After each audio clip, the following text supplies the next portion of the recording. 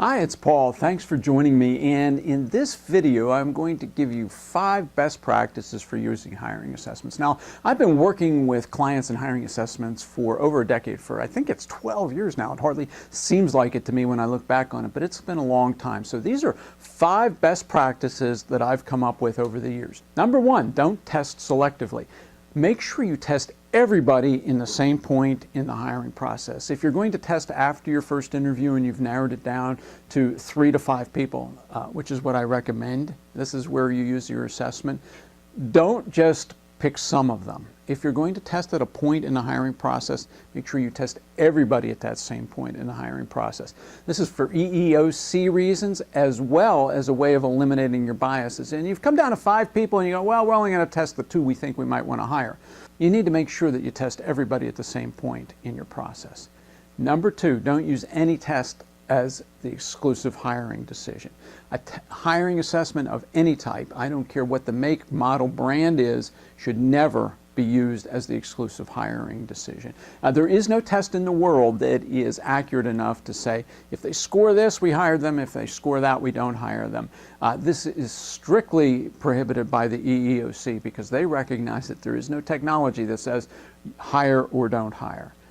Number 3, do make sure that the test is relevant to job success. There are some tests out there that I don't necessarily recommend. They're very general. They're typically inexpensive, and I got nothing against an inexpensive test, but they tend not to generate very specific information that's highly relevant to a job. If you're just going to put me in a category of 1, 2, 3, or 4 things, it's not going to give you sufficient information to make a hiring decision. So make sure that the test you're using is highly relevant to the job that you're hiring for.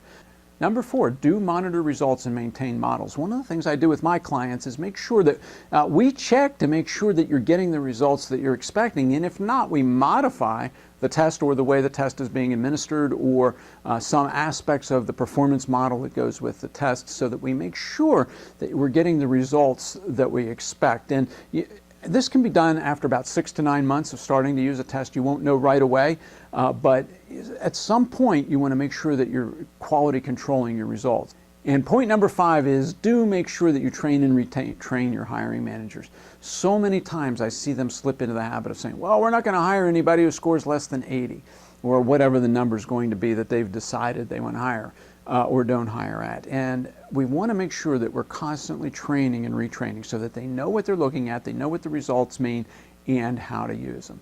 So these are 5 best practices for adding a hiring assessment to your hiring process.